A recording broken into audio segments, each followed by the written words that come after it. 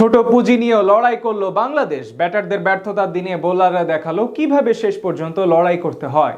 তবে সৌম্য হৃদয়ের পারফরমেন্স নিয়ে হতাশ সকলে। আগে ব্যাট করতে নেমে একমাত্র শেখ মাহাদির দায়িত্বশীল ব্যাটিংয়ে লড়াকু পুঁজি পায় টিম টাইগার্স। জবাব দিতে নেমে মোস্তাফিজ শরীফুলদের নিয়ন্ত্রিত বোলিংয়ে প্রথম থেকেই চাপে ছিল অস্ট্রেলিয়া। দুই দলের এমন লড়াই ও ম্যাচের সব ঘটনা এক করে বিস্তারিত জানবো রিপোর্টে।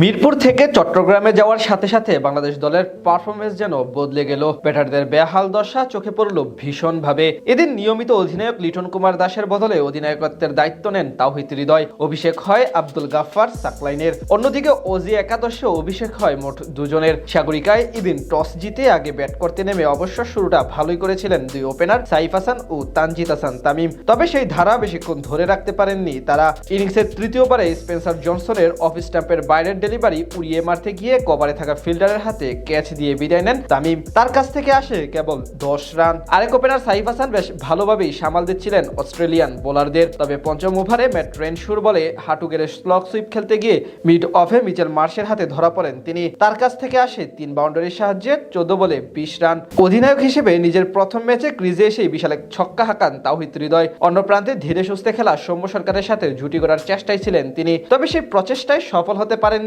এই ব্যাটার। সপ্তম ওভারে অ্যাডাম জাম্পার বলে স্লগ সুইপ খেলতে গিয়ে ডিরেক্ট বোল্ড হন তিনি। খানিক পরে সৌম্য সরকারও ফিরে যান 17 রান করে। এরপর বাকি ব্যাটাররা ছিলেন আসা যাওয়ার মিছিলে। অভিষিক্ত সাকলাইন এক ছক্কা মেরে আশা দেখালেও 10 রানের বেশি করতে পারেননি। মাঝে ইমন ও শামীম দুজনে ছিলেন ব্যর্থ। শেষ দিকে ব্যাট হাতে অবশ্য দায়িত্বশীলতার পরিচয় দেন শেখ মাহাদি হাসান।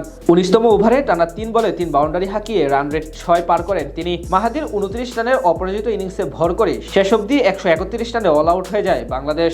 জবাব দিতে নেমে অস্ট্রেলিয়ার শুরুটাও একেবারে মনমতো হয়নি। প্রথম 2 ওভারে দেখে শুনে খেললেও ইনিংসের তৃতীয় ওভারে প্রথম বলে শরীফুল ইসলামের লেন্থে ডেলিভারি পেছন দিকে রিভার্স স্কুপ করতে গিয়ে বোল্ড হন ওপেনার জশ ইংলিশ। এই ব্যাটার বিদায় নেন 5 বলে সমান 5 রান করে। শেষ ওডিআইতে সেঞ্চুরি করা কোপার কনলি আজ শুরু থেকেই আক্রমণাত্মক ছিলেন। ক্রিজে এসেই 2-4 ও 1 ছক্কা হাঁকান তিনি। এদিকে দেখে শুনে খেলছিলেন অধিনায়ক মিচেল মার্শ। তবে তাকে বেশি দূর আগাতে দেননি মুস্তাফিজুর রহমান। পঞ্চম ওভারে তার কোয়ার্টার লেন্থের ডেলিভারি পঞ্চম স্ট্যাম্পের উপর থেকে স্কোয়ার ড্রাইভ করতে গিয়ে শর্ট থার্ডম্যান অঞ্চলে থাকা শরীফুল ইসলামের হাতে ক্যাচ দিয়ে বিদায় নেন মার্শ। পাওয়ার প্লেতে সেই 2 উইকেট হারিয়ে 47 রান তোলে অস্ট্রেলিয়া। সেখান থেকে সফরকারীদের হয়ে জুটি গড়েন কোপার কনলি এবং টিম ডেভিড। কনলি কিছুটা চালিয়ে খেলে যেতে থাকেন অর্ধশতকের দিকে, যদিও সেটি করতে দেননি আব্দুল গাফফার সাকলাইন।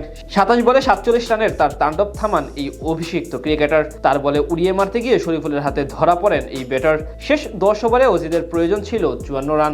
সেখান থেকে অভিষিক্ত নিখিল চৌধুরী এবং ম্যাট রেনশু মিলে জুটি করে দলকে উদ্ধার করে এগিয়ে নিয়ে যেতে থাকেন। নিখিল 13 বলে 18 রান করে ফেরত গেলেও বাকিদের দৃঢ়তায় শেষ অবধি জয় তুলে নিয়ে মাঠ ছাড়ে অস্ট্রেলিয়া। তবে জানপ্রাণ দিয়ে লড়াই করেছিল বাংলাদেশের বোলাররা।